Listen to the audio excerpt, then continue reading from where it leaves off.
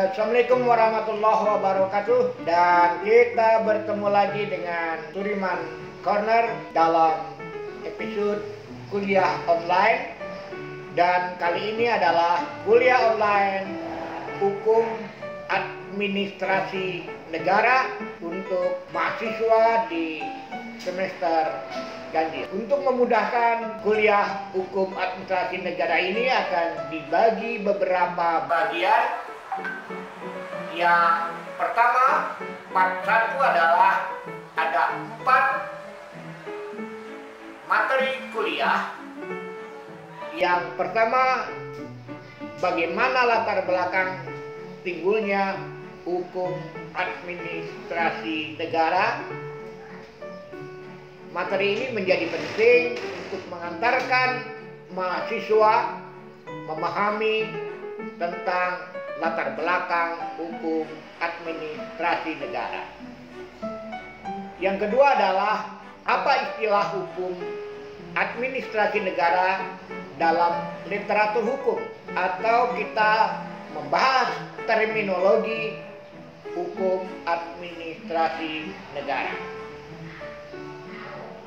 Bagian yang ketiga materinya adalah bagaimana pengertian hukum administrasi negara.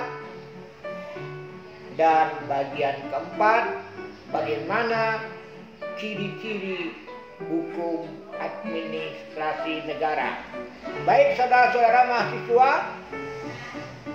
sebangsa setanah air, kita mulai dengan materi yang pertama dengan satu pertanyaan ilmiah, bagaimana latar belakang timbulnya hukum administrasi negara.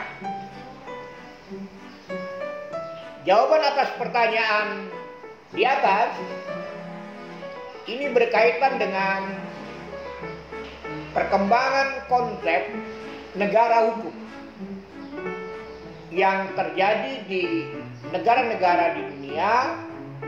Oleh karena itu, mahasiswa perlu memahami perkembangan konsep negara hukum yang nanti akan dikaitkan menjadi latar belakang timbulnya hukum administrasi negara.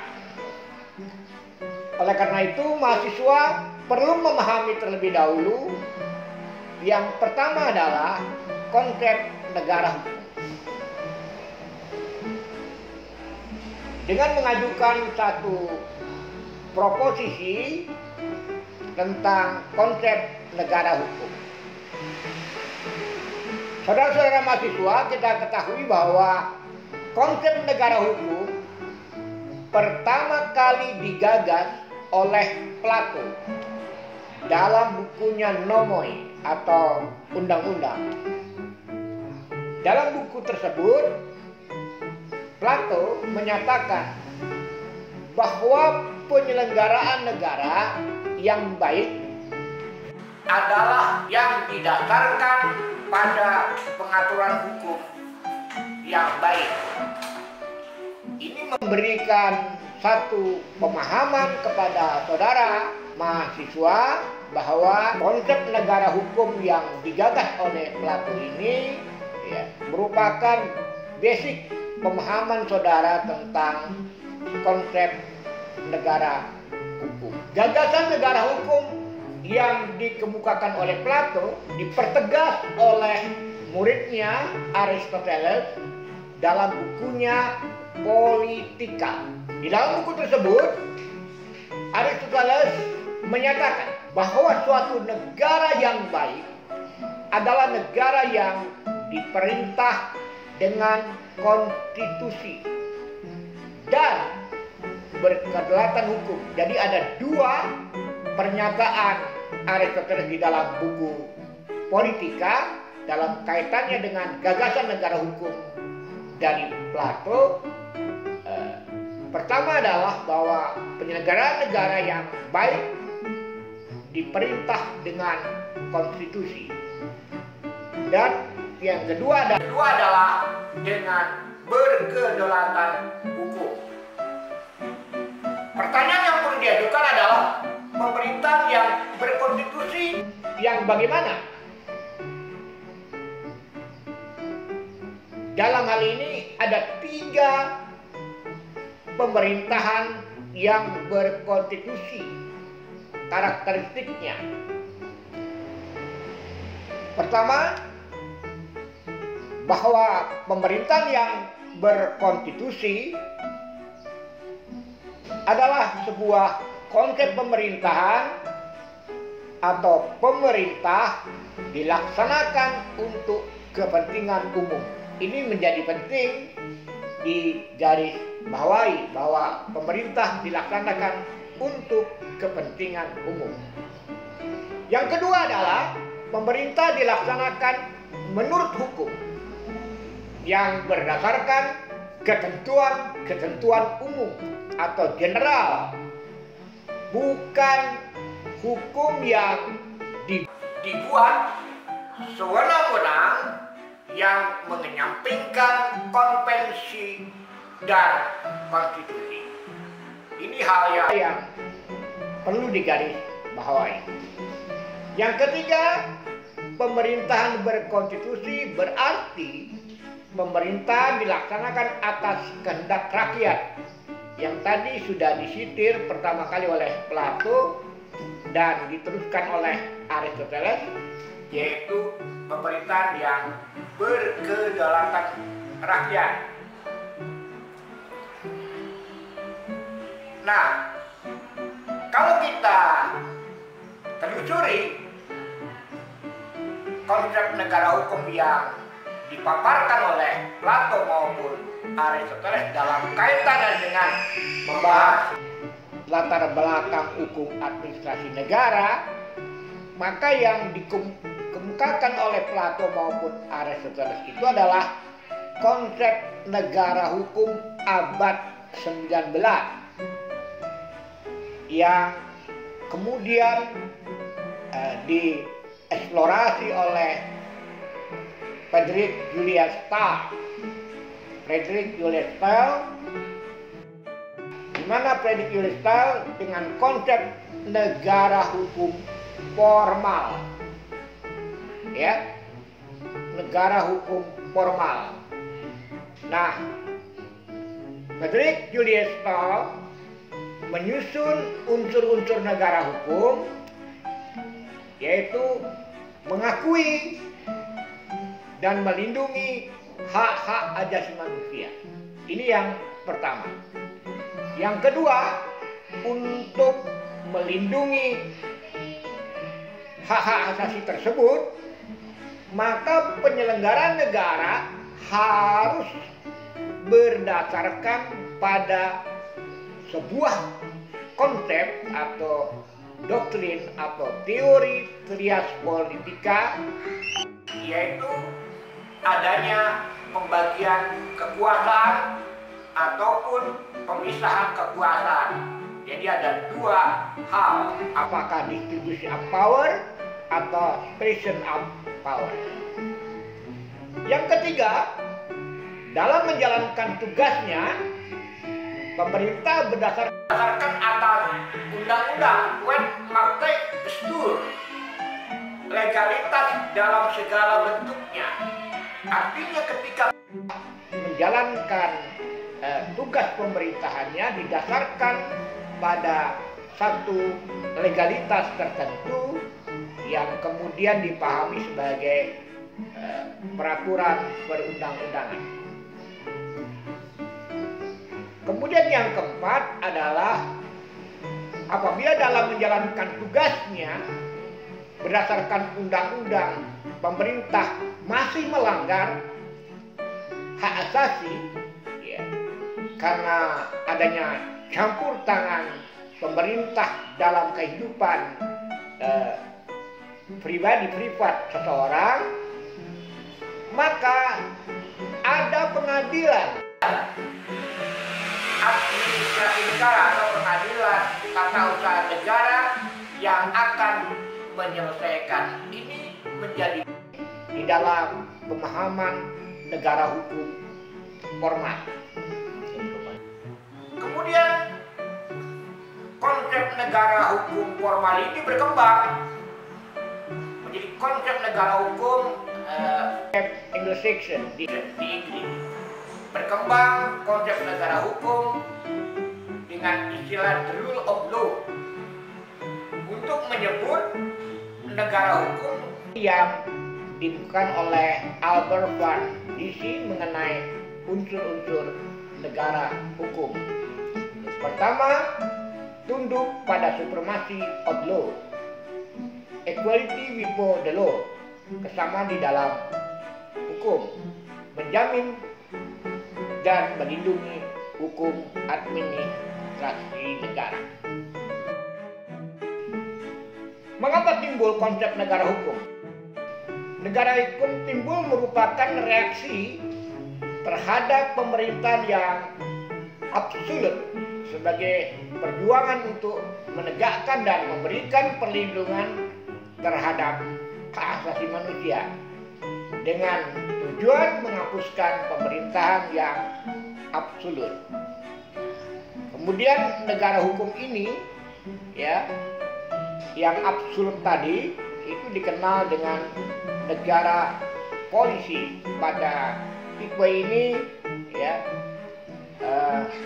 hubungan antara warga negara ibarat hubungan warga negara dengan raja. Nah, dalam pengertian hukum administrasi negara, kita mengacu kepada pendapat Utrecht, yaitu bahwa hukum administrasi negara himpunan peraturan tertentu yang menjadi sebab negara berfungsi. Maka peraturan-peraturan itu mengatur hubungan antara tiap warga negara dengan pemerintahnya. Nah, pada tataran ini, maka yang dimaksud dengan hukum administrasi negara adalah peraturan yang mengatur antara kedua belah pihak, warga negara dengan pemerintah, bukan bersifat sepihak. Maka dapat dikatakan bahwa hukum administrasi negara ya belum yang dikenal di dalam negara ini adalah karena segala sesuatu ditentukan oleh kekuasaan yang mutlak. Jadi belum ada pemerintah berperanan. Maka negara tidak ikut campur di dalam segi kehidupan warganya, baik dalam bidang ekonomi, sosial, kebudayaan, dan lain-lainnya. Nah, pada tataran negara hukum formal ini, pekerjaan hukum asasi negara dalam tipe negara ini hanya membuat dan mempertahankan hukum. Meskipun demikian, dalam tipe negara hukum seperti ini meskipun masih terbatas. Artinya dalam tipe negara ini adanya peradilan tata usaha negara sudah ada. Tadi hal yang dipaparkan adalah negara hukum formal, di mana dalam tipe negara hukum formal negara tidak dibenarkan untuk campur tangan dalam penyelenggaraan kepentingan umum. Nah, dalam kaitannya dengan HAN, sebenarnya berkaitan dengan konsep negara hukum material, yaitu yang diistilahkan dengan welfare state, negara kesejahteraan. Adapun karakteristiknya, negara hukum dalam arti material atau negara kesejahteraan, dalam tipe negara ini, negara tidak hanya menjaga keamanan saja, akan tetapi aktif turut serta dalam urusan kemasyarakatan atau warga negara demi kesejahteraan rakyat. Dengan demikian, tugas pemerintah dalam menyelenggarakan kepentingan masyarakat menjadi sangat luas. Nah, karena sangat luas, kemungkinan melanggar kepentingan masyarakat bisa terjadi. Maka diperlukan perangkat, yaitu peradilan tata usaha negara, peradilan administrasi negara. Oleh karena itu, untuk melaksanakan kompleks yang menjadi tanggung jawabnya, maka administrasi negara memerlukan kemerdekaan, yaitu kemerdekaan bertindak atas inisiatif sendiri, terutama dalam penyelesaian masalah penting dan mendesak yang belum ada atau tidak jelas peraturannya. Dengan demikian, dalam tipe negara ini, peranan hukum administrasi negara sangat dominan, sehingga dapat dibayangkan bagi negara hukum modern atau negara kesejahteraan tanpa ada hukum administrasi negara. Demikian ini paparan tentang latar belakang timbulnya hukum administrasi negara.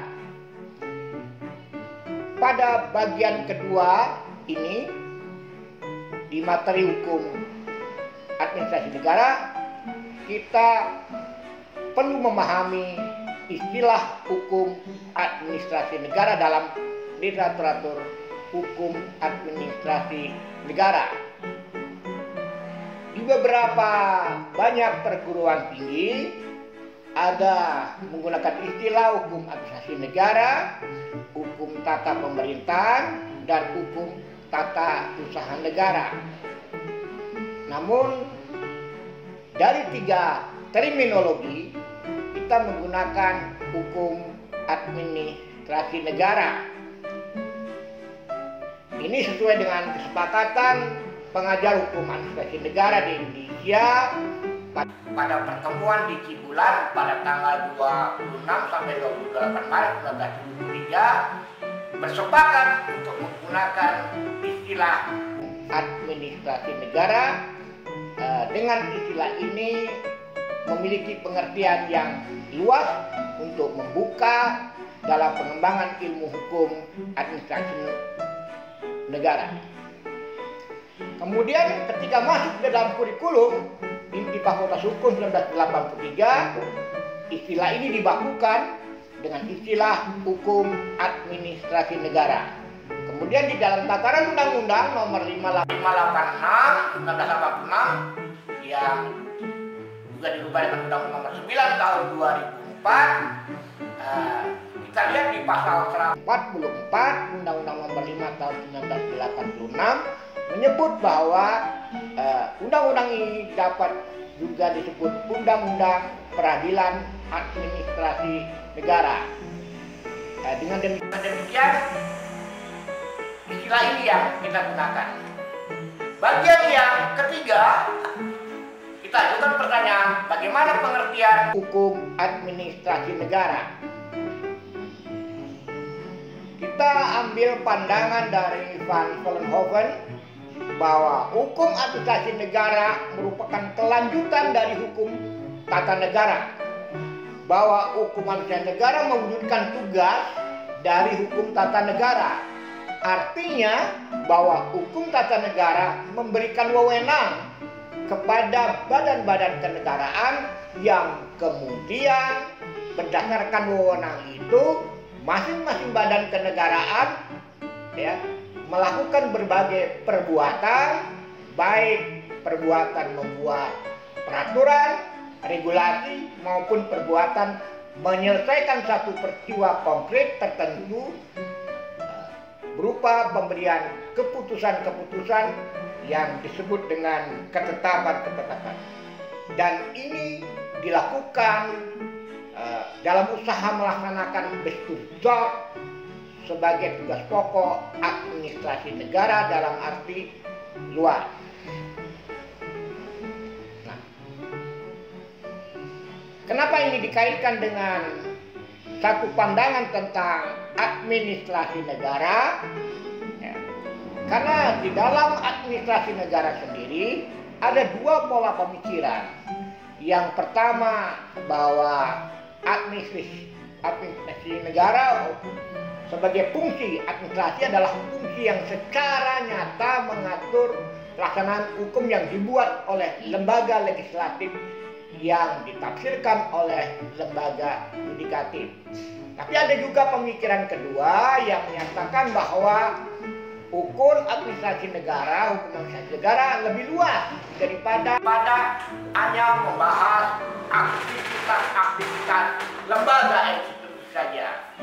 Artinya administrasi negara bisa meliputi seluruh aktivitas cabang pemerintahan.